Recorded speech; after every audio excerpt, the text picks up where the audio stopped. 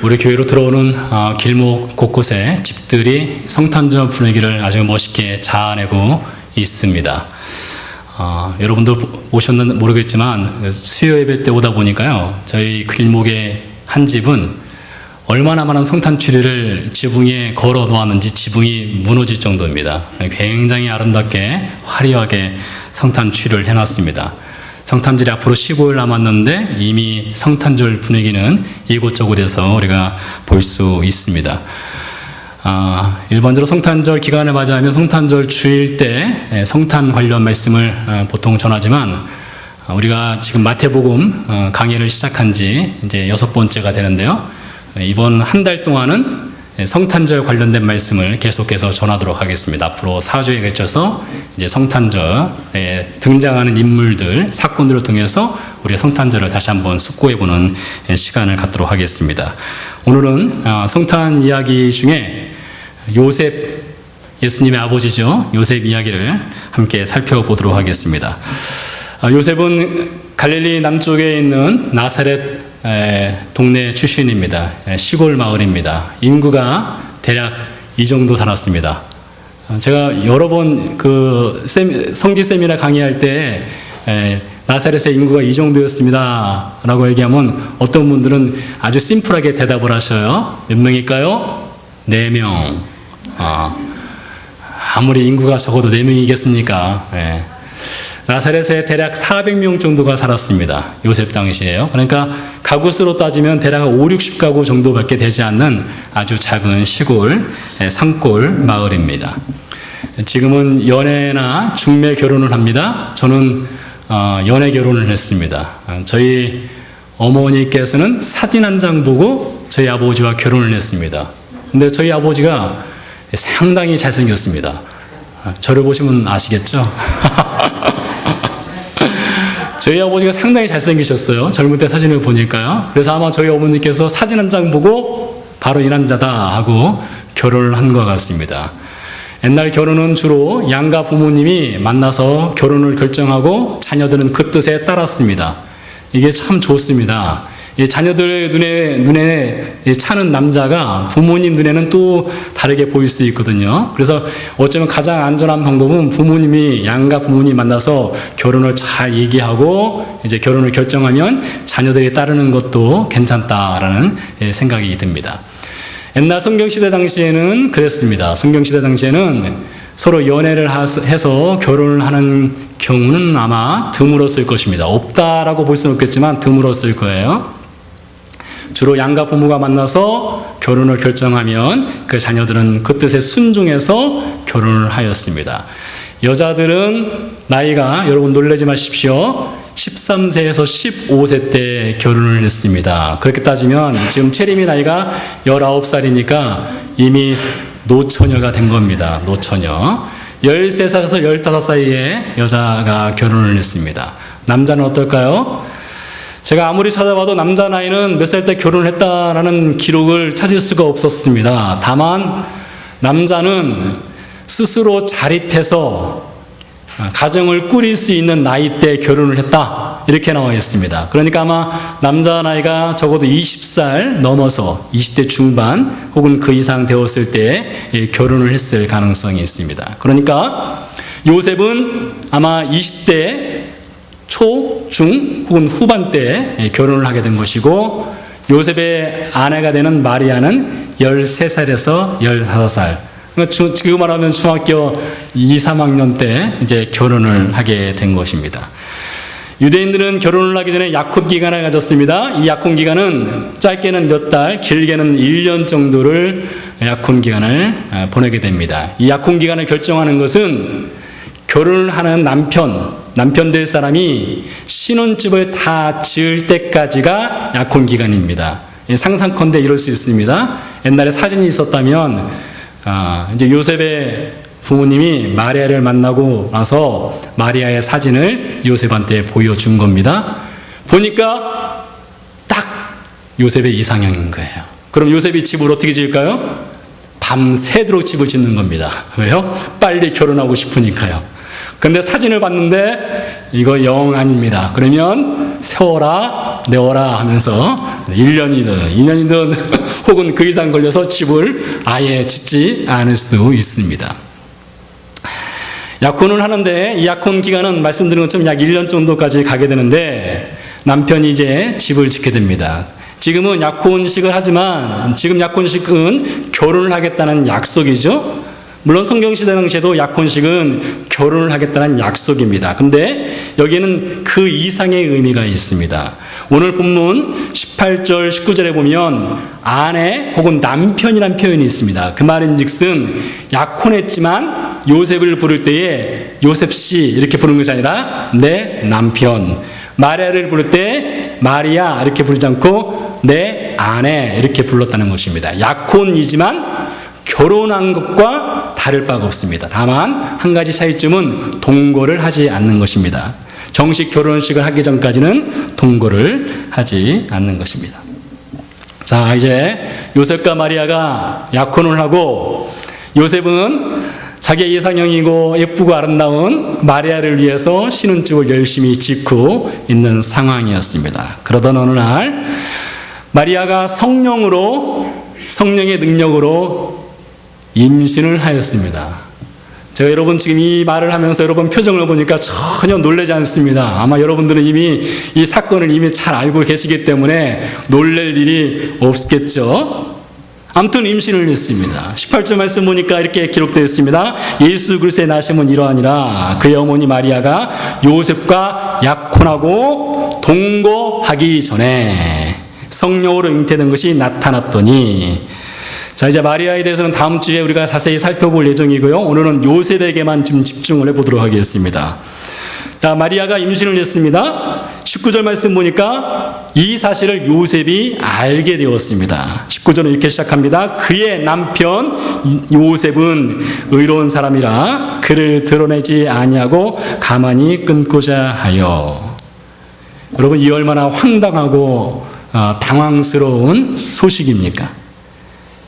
집은 거의 다 지어져서 이제 결혼식만 하면 되는데 결혼식이 다 날짜가 다가오고 있는데 자기가 꿈꾸고 사랑하고 이상형으로 이제 바라고 있던 마리아가 임신을 하였다는 것이 요셉에게 알려진 것입니다. 이 상황에서 요셉이 취할 수 있는 생각, 그 결정은 보통 몇 가지가 있다라고 볼 수 있습니다. 첫 번째, 마리아가 임신을 했습니다. 요셉과 동거하기 전에 임신을 했습니다. 그러면 합리적으로 요셉은 어떤 생각을 할 수 있는가 하면 마리아가 다른 남자와 잠자리를 하였다. 그래서 임신을 하게 했다. 여러분 상식적으로 그렇게 생각할 수 있습니다. 두 번째, 마리아가 임신을 했습니다. 동네 사람들이 이 요셉이 결혼도 하기 전에 결혼식도 하기 전에 마리아와 벌써 동거를 해서 마리아가 임신을 했네. 이 동네 사람들의 오해를 충분히 할 수 있습니다. 여러분, 우리가 그 당시에 나사렛에서 살고 있는 사람들이라면 마리아가 임신해서 있으면은 그런 생각 충분히 우리도 할 수 있을 것 같아요. 아마 제가 제일 먼저 나서 이놈 그랬구나 이러지 않았을까라는 생각이 듭니다. 이것은 요셉 입장에서 볼 때 오해를 사는 것이지만 굉장히 불명예스러운 일입니다. 본인에게는요. 세 번째, 그래서 요셉이 자신의 명예를 지킬 수 있는 한 가지 방법이 있습니다. 그것은 공개적으로 파혼을 하는 것입니다. 공개적으로 이 여자는 나와 잠자리를 하지 않았음에도 불구하고 임신을 했으니 이것은 나의 명예를 위해서라도 파혼해야 됩니다. 공개적으로 이렇게 선언할 수가 있습니다. 자, 그렇게 됐을 때 마리아의 운명은 어떻게 될까요? 신명기 22장 말씀에 의하면 여자가 간음을 한 경우에 여자는 돌에 맞아 죽도록 되어 있습니다. 자, 요셉이 공개적으로 자신의 명예를 지키기 위해서 저는 이 여자와 잠자리를 하지 않았는데 이 여자는 임신했습니다. 저는 파혼을 선언합니다. 그러면 동네 사람들이 어떻게 할까요? 돌을 들어서 마리아를 서서 죽이게 되는 것입니다. 여기에 요셉의 딜레마가 있습니다. 공개적으로 이혼을 하면 마리아가 죽임을 당하고, 그래서 마리아를 죽지 않고 살려내기 위해서 결혼을 하게 되면 자신이 명예가 더럽혀지고, 이럴 수도 없고 저럴 수도 없는 상황입니다. 그래서 궁여지책으로 요셉이 선택한 것이 무엇인가 하면 19절 말씀 보니까 그를 드러내지 않고 가만히 끊고자 하였다. 이 말은 무슨 말이냐면 비공개적으로 마리아와 파혼을 하겠다, 이런 결정을 한 것입니다. 비공개적으로. 예를 들면 부모님께 그 사실을 알리고 마리아의 부모님께 그 사실을 알려서 양가가 잘 합의를 해서 비공개적으로 파혼을 하는 것입니다. 그렇다고 해서 임신을 한 마리아가 그 임신이 없어질 수는 없지 않습니까? 임신한 것은 그대로 유지가 되는 것입니다. 그러면 어쨌든 간에 마리아는 돌에 맞아 죽게 되는 상황이 계속 유지가 되는 것입니다. 이것이 딜레마인 거예요. 그래서 20절 말씀 보니까 이렇게 시작합니다. 이 일을 생각할 때에, 이 말은 무슨 말인가 하면 이 마리아의 임신을 놓고 요셉이 상당히 오랜 기간 동안 고민을 한 겁니다. 헬라어 원문에도 보면 이게 현재 진행입니다. 계속 요셉이 날마다 고민을 한 거예요. 생각을 해보세요. 여러분이 요셉이라고 생각해 보세요. 그러면 이것이 얼마나 고민이 되겠습니까? 그냥 잠시 생각하고 그냥 결정할 만한 문제가 아니잖아요. 사람의 생명이 죽고 사는 것이 달려있고 자신의 명예가 달려있는 것이니 며칠 동안 밤을 새워가며 고민을 하게 된 것입니다. 그러다가 요셉이 잠을 자게 되었습니다. 꿈에 하나님의 사자가 나타났는데 사자가 이렇게 얘기합니다. 다윗의 자손 요셉아, 네 아내 마리아 데려오기를 무서워하지 말라. 그에게 잉태된 자는 성령으로 된 것이니라. 여자가 임신을 했는데 성령의 능력으로 임신을 했다, 이렇게 알려주었습니다. 여러분, 성령으로 여자가 임신하는 것이 그리 흔하지 않지만 요셉 시대 당시에 요셉의 윗집 사람도 아랫집 사람도 옆집 사람도 앞집 사람도 앞집 아줌마도 그런 일이 있었어요. 뒷집 아줌마도 그런 일이 있어서 그렇게 임신을 했어요. 그런 일이 흔하진 않지만 그런 일이 그래도 있었다면, 그런 경우들이 있었다면 요셉이 충분히 납득할 수 있었을 것 같아요. 그런데 이것은 상식 수준의 법을 벗어나는 것입니다. 도저히 이해가 되지 않는 것입니다. 자, 하나님의 사자가 이어서 말합니다. 아들을 낳을 것이다. 이제 아들, 딸인지 이미 구분까지 지어졌어요. 아들을 낳을 것인데 그 아들의 이름을 예수라 하라. 한 가지 더 했습니다. 하나님의 사자가 말하기를 요셉아, 이 일은 네 아내 마리아가 이렇게 처녀로 임신하게 되는 것은 이미 하나님께서 성경에 이미 기록한 것을 마리아를 통해서 성취하는 거야, 이렇게 알려주었습니다. 제가 여러분 표정을 보니까 이 부분을 여러분 잘 이해를 못 하시는 것 같아요. 여러분, 이게 사실 쉽지 않은 부분입니다. 굉장히 어려운 부분이에요.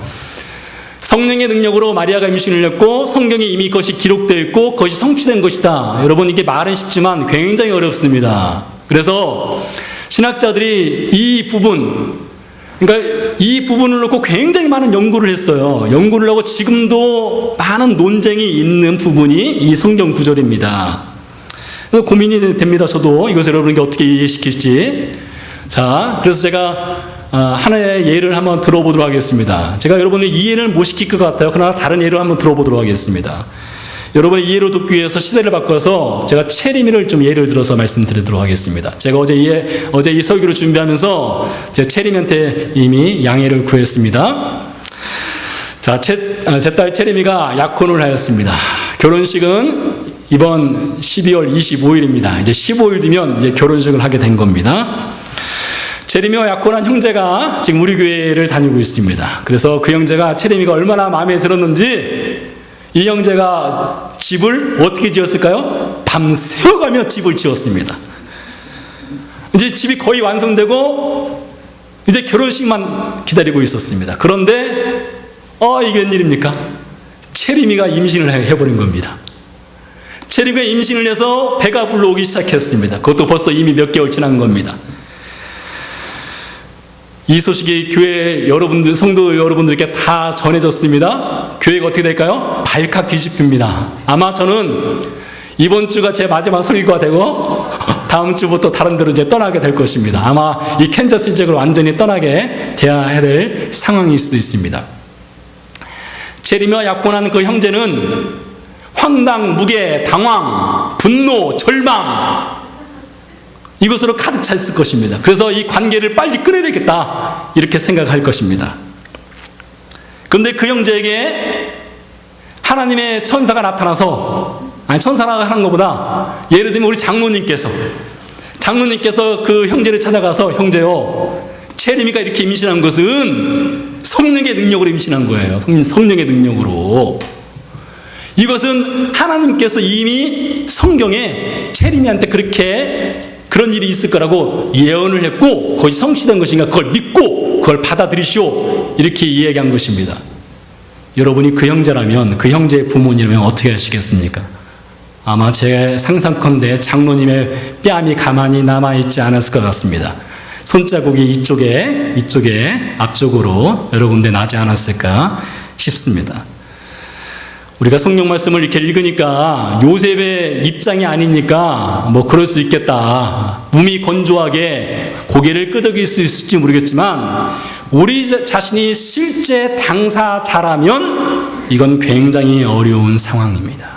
자, 그런데 요셉이 이렇게 천사가 꿈속에 나타나서 성령으로 임신을 했고 하나님께서 이미 예언한 것을 성취한 것이다 이렇게 전해주었을 때 요셉이 어떻게 행했는지를 잘 보시기 바랍니다. 자, 먼저요, 요셉은 하나님의 천사가 나타나서 성령의 능력으로 마리아가 임신을 했다는 것을 가르쳐 주었을 때 여러분, 요셉이 그것을 100% 알아듣고 이해했을까요?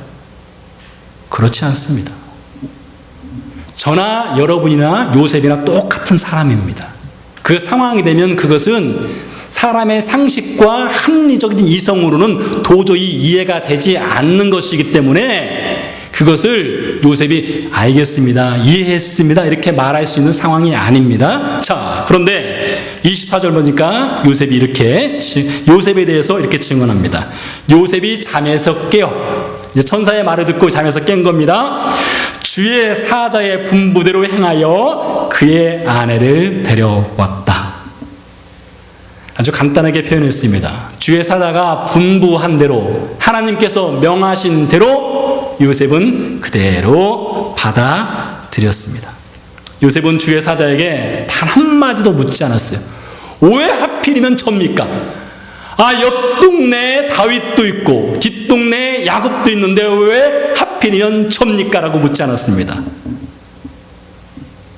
왜 어떻게 그런 일이 있을 수 있습니까? 라고 질문하지 않았습니다.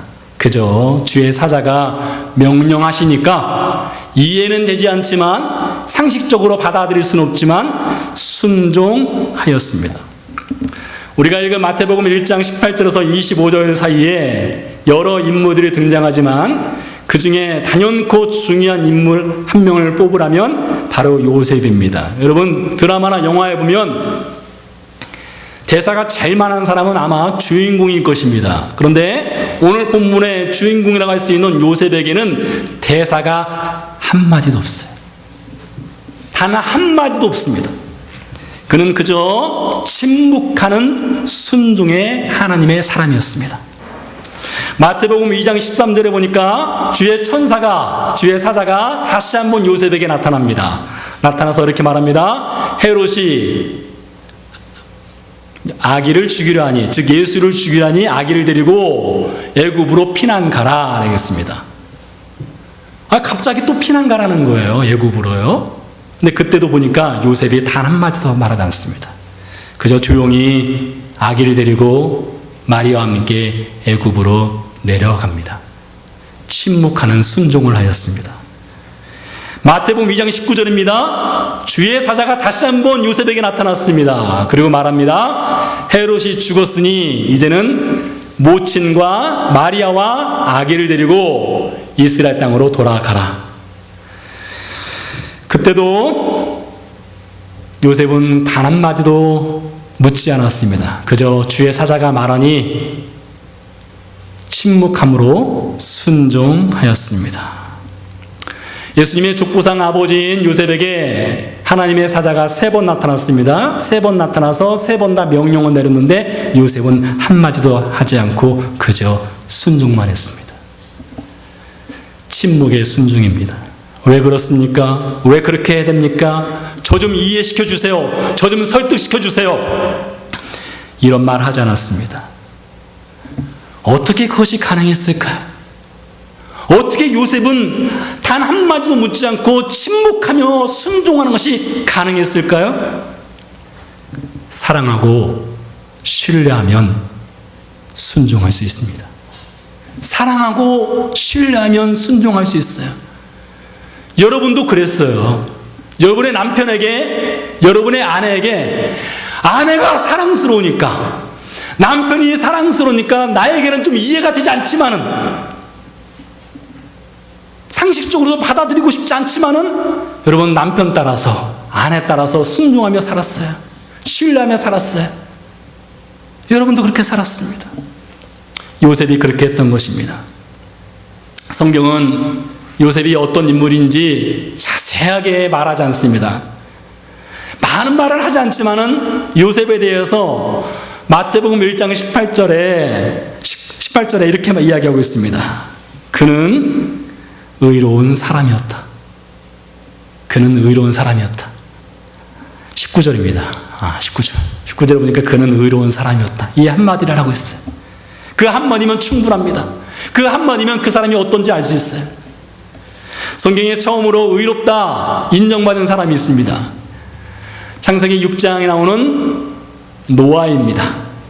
6장 9절 말씀 보니까 이렇게 기록되어 있습니다. 이것은 노아의 족보니라. 노아는 의인이요. 여러분 아시는 것처럼 하나님께서 노아에게 명령을 내리셨습니다. 노아야, 방주를 지어라. 아주 큰 방주를 지어야 된다. 그래서 노아가 방주를 짓기 시작합니다. 하나님께서 설계도를 주었습니다.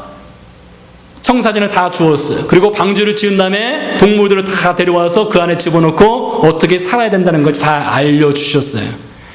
아주 자세하게 하나님께서 노아에게 방주를 지어라고 말씀했어요. 그런데 그 이유를 말하지 않았어요.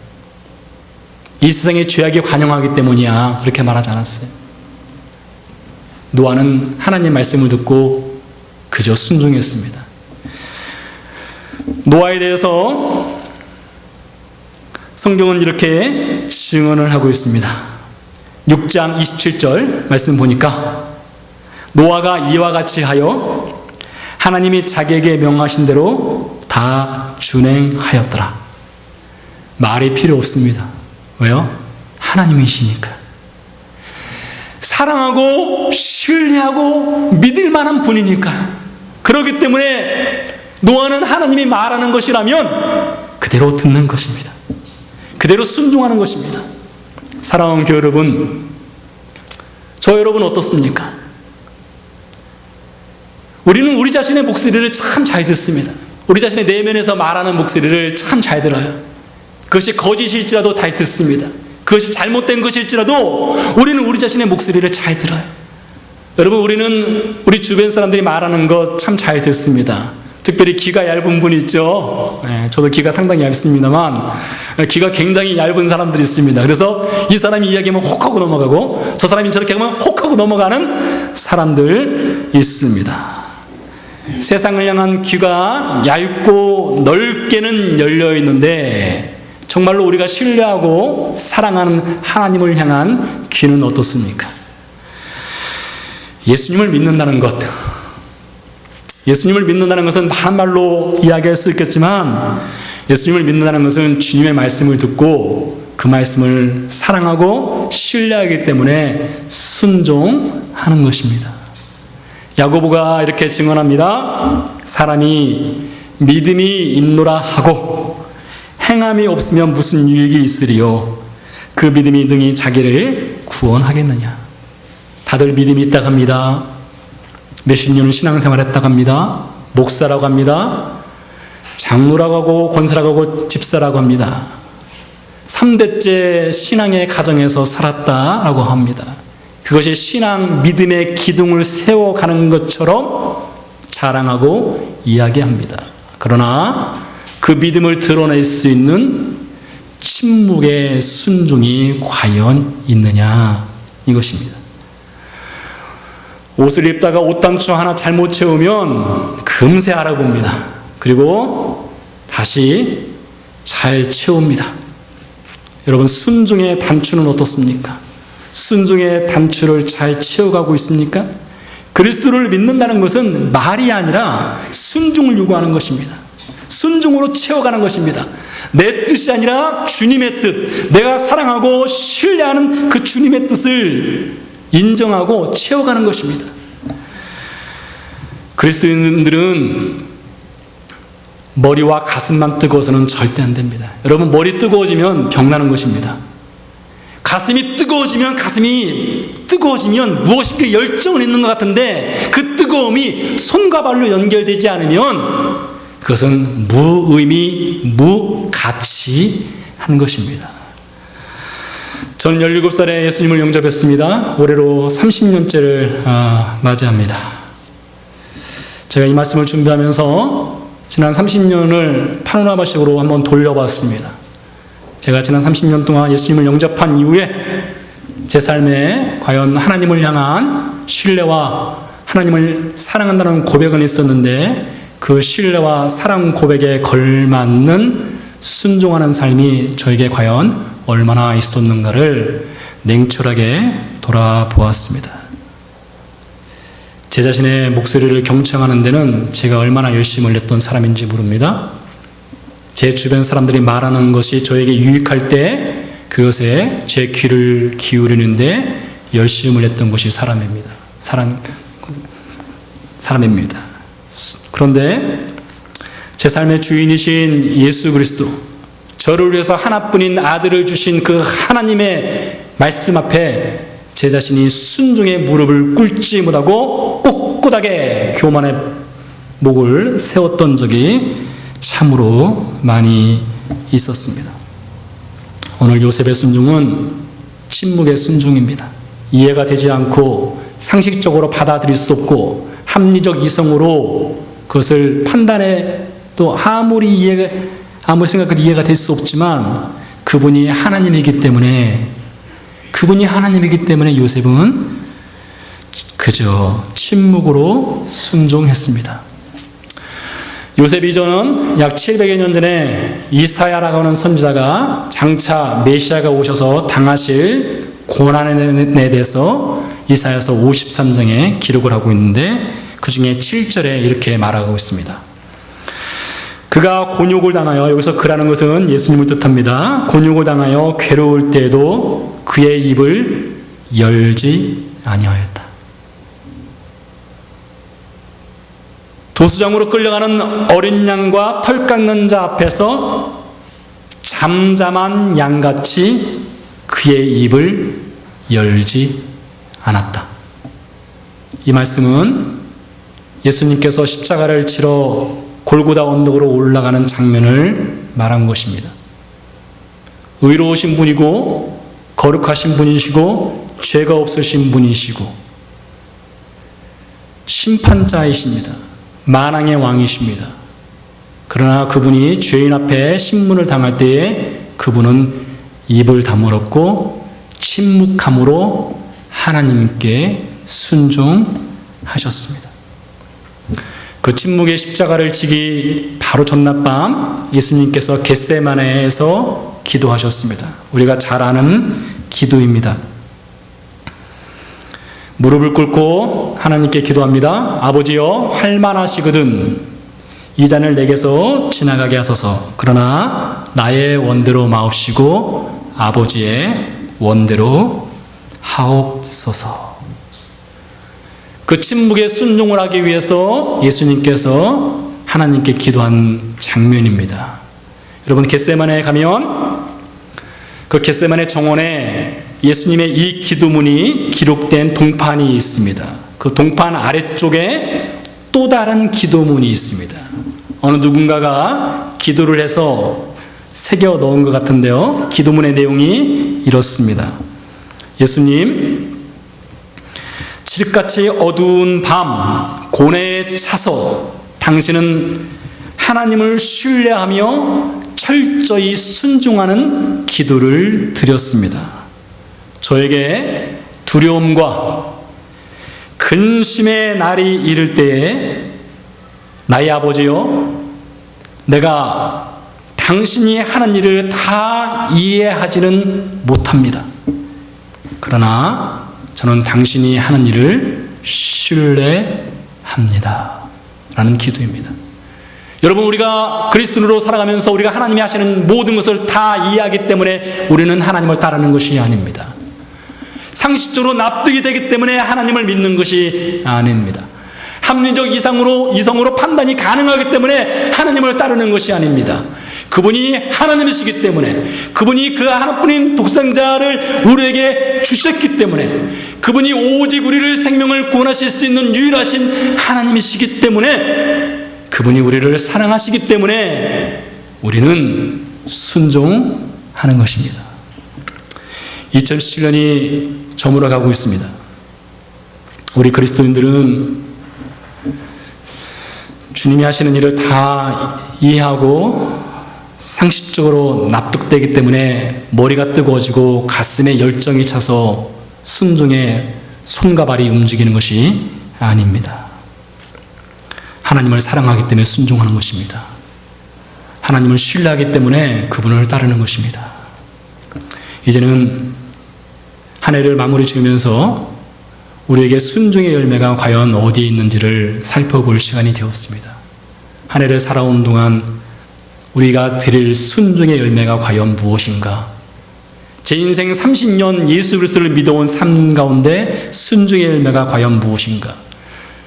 여러분의 직분과 여러분의 그리스도인의 삶이 하나님께 내어드릴 침묵의 순종이 과연 무엇인가? 그것을 내드릴 때가 되었습니다. 기도하시겠습니다.